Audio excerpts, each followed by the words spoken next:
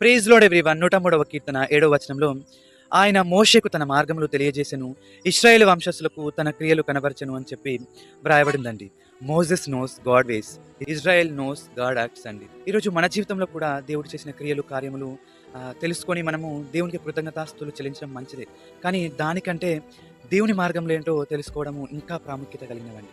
మనము ఇజ్రాయేల్‌ని చూసినట్టయితే వారు దేవుడు వారి జీవితంలో చేసిన క్రియలను బట్టి, అంటే ఐగుప్తు చెర నుండి మమ్మల్ని విడిపించాడు, ఎర్ర సముద్రాన్ని రెండుగా చీల్చి ఆరిన నేల మీద నడిపించాడు, అరణ్యంలో ఆకలైనప్పుడు పూరేలను రప్పించి ఆకాశం నుండి మన్నాను కురిపించి పోషించాడు, ఆ దాహమైనప్పుడు బండ నుండి నీళ్ళనిచ్చి దాహం తీర్చాడని చెప్పి కేవలము మెటీరియలిస్టిక్ వాటి గురించి మాత్రమే తెలుసుకున్న వారిగా ఉన్నారు.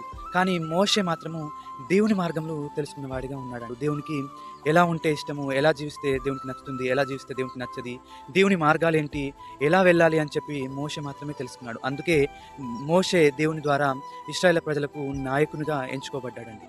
ఈరోజు ఈ సంవత్సరం చివరి దినాల్లో ఉన్న మనం కూడా దేవుడు చేసిన క్రియలను బట్టి, కార్యములను బట్టి దేవుని స్తుతించాలి, ఆరాధించాలి, కృతజ్ఞతలు తెలిపే వారిగా ఉండాలి. దేవుడు మన జీవితంలో తన చిత్తం ఏది కలిగి ఉన్నాడు, దేవుని మార్గములు ఏంటివి, మనము ఎలా జీవిస్తే దేవునికి ఇష్టము, ఎలా జీవిస్తే దేవునికి నచ్చది అని చెప్పి తెలుసుకునే వారిగా కూడా మనం జీవించే వారిగా ఉండాలి. కాబట్టి ఈ సంవత్సరాంతంలో ఉన్న మనము దేవుని మార్గంలో ఏంటో తెలుసుకుంటూ ఆయనకి ఏ విధంగా జీవిస్తే ఇష్టము, ఏ విధంగా జీవిస్తే దేవునికి నచ్చదు, దేవుని చిత్తం మన జీవితంలో ఏంటో అని తెలుసుకొని దేవునికి ఇష్టానుసారంగా జీవించే వారిగా జీవిద్దామండి.